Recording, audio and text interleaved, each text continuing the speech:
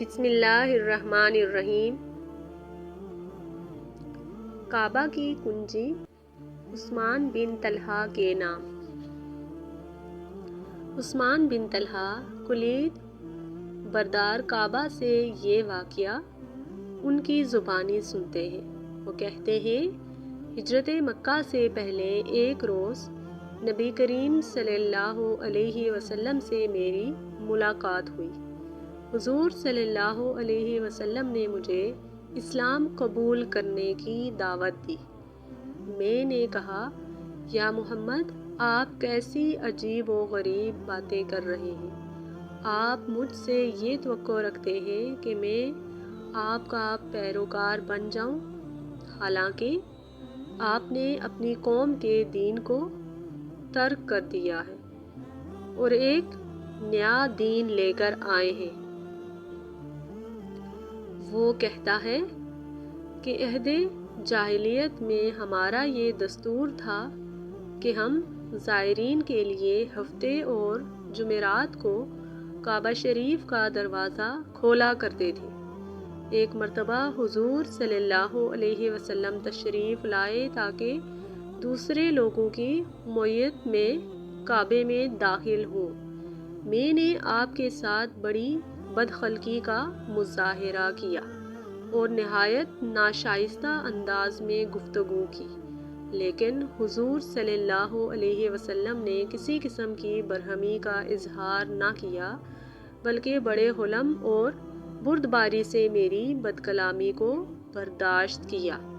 البتہ بڑی نرمی سے مجھے فرمایا، یا عثمان لعلک اشتری ھذا الفتاح یوما بعید یدعۃ حیث شئت۔ اے عثمان، یاد رکھو، ایک دن آنے والا ہے جب تو دیکھے گا یہ کنجی میرے ہاتھ میں ہوگی اور میں جس کو چاہوں گا عطا کروں گا۔ میں یہ سن کر بوکھلا گیا اور میں نے کہا، کیا اس روز قریش کی عزت و آبرو خاک میں مل چکی ہوگی؟ تبھی تو یہ انقلاب رونما ہو سکتا ہے۔ حضور صلی اللہ علیہ وسلم نے فرمایا، اے عثمان، جس دن یہ کنجی میرے ہاتھ میں ہوگی اس روز قریش ذلیل و خوار نہیں ہوں گے، بلکہ ان کی عزت و شوکت کا آفتاب نصف النہار پر چمک رہا ہوگا۔ بل امرت یومئذ وعزت۔ عثمان کہتا ہے کہ حضور صلی اللہ علیہ وسلم کا یہ ارشاد میری لوح قلب پر نقش ہو گیا۔ مجھے یقین ہو گیا کہ ایسا ہی ہوگا۔ ان کی زبان پاک سے جو بات نکلتی ہے وہ لا محالہ ہو کر رہتی ہے۔ میں نے سوچا کہ میں مسلمان ہو جاؤں، لیکن میری قوم کو میرے اس ارادے کی کہیں بھنک پڑ گئی۔ انہوں نے مجھے سختی سے جھڑکا، اس لیے میں نے ایمان لانے کا ارادہ ترک کر دیا۔ جس روز مکہ فتح ہوا تو حضور صلی اللہ علیہ وسلم نے مجھے حکم دیا کہ کعبے کی کلید پیش کرو۔ میری کیا مجال تھی کہ انکار کرتا۔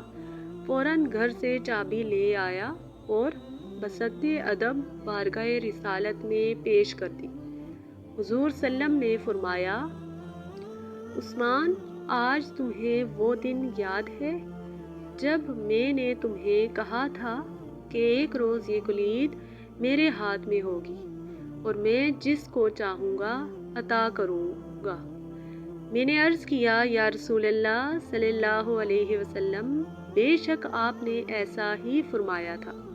میں گواہی دیتا ہوں کہ حضور صلی اللہ علیہ وسلم اللہ کے رسول ہیں۔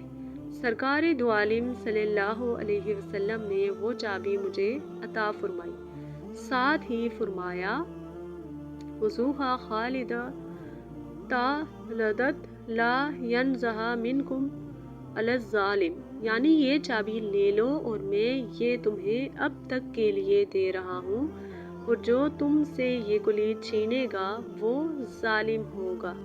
حضرت علی مرتضیٰ اور عبد الرزاق کی روایت کے مطابق حضور صلی اللہ علیہ وسلم کے چچا حضرت عباس نے عرض کی، یا رسول اللہ، اجمع لنا الحجابۃ والساقیات۔ اے اللہ کے رسول، کعبہ کے زائرین کو پانی پلانے کی خدمت کے ساتھ ساتھ ہمیں کعبے کی کلید برداری کا شرف بھی مرحمت فرمائیے۔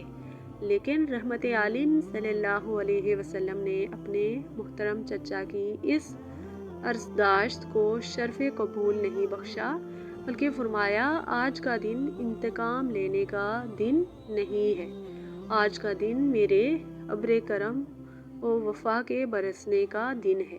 اس وقت چابی سیدنا علی مرتضیٰ علیہ السلام کے ہاتھ میں تھی، ان کے ہاتھ سے لے کر حضرت عثمان کو دے دی اور فرمایا اے عثمان، یہ کلید میں صرف تمہیں نہیں دے رہا بلکہ قیامت تک آنے والی تیری نسلوں کو بخش رہا ہوں۔ میری عطا کی ہوئی یہ کلید جو تم سے چھینے گا وہ ظالم ہوگا۔ 14 صدیاں بیت چکی ہیں، ابھی تک وہ کلید جو مصطفیٰ کریم علیہ الصلاۃ والتسلیم نے انہیں دی تھی انہی کی نسل میں ہے، اور یقیناً قیامت تک ان کی نسل میں ہی باقی رہے گی، اور کعبہ مشرفہ کی کلید برداری کا شرف انہیں ہی حاصل رہے گا۔ امام بہقی نے ابو طفیل سے روایت کیا ہے کہ جب رسول مکرم صلی اللہ علیہ وسلم نے مکہ فتح فرمایا تو آپ نے حضرت خالد بن ولید رضی اللہ عنہ کو نخلا کی طرف بھیجا، وہاں عربی نامی بت نصب تھا۔ حضرت خالد بن ولید اس کے پاس آئے، وہ بہت کیلوں کے ساتھ نصب تھا، آپ نے ان کیلوں کو کاٹا اور اس کے کمرے کو گرا دیا، پھر آپ بارگاہ رسالت میں حاضر ہوئے اور آپ کو تمام واقعے کی خبر دی۔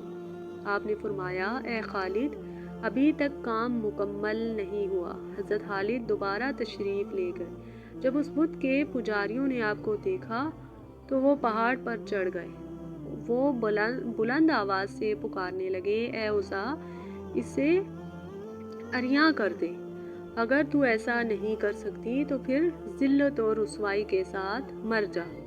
حضرت خالد فرماتے ہیں کہ میں نے ایک عریاں عورت کو دیکھا، اس کے بال بکھرے ہوئے تھے، وہ اپنے سر پر مٹی ڈال رہی تھی۔